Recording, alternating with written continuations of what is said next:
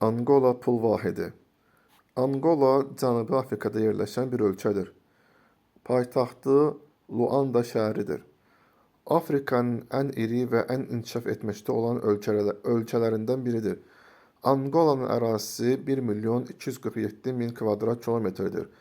Əhalisinin sayı 33 milyondur. Anqola təbii sərvətləri ilə zəngin bir ölkədir. Rəsmi valyutası kvanzadır.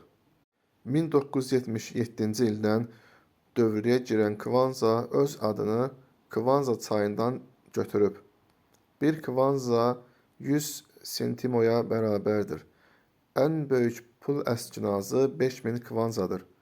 1999-cu ildən yeni kvanza dövrəyə buraxılmışdı. Bir Azərbaycan manatı təxminən 537 kvanza və ya 1 Amerika dolları 913 kvanzaya bərabərdir. 5000 kvanza təxminən 9 manat 30 qəpiyə bərabərdir. 16-cı əsrdən Portuqaliyanın əsarətində olan Anqola 1975-ci ildə müstəqilliyini qazanmış və həmin il 27 il davam edəcək vətəndaş müharibəsi başlamışdı.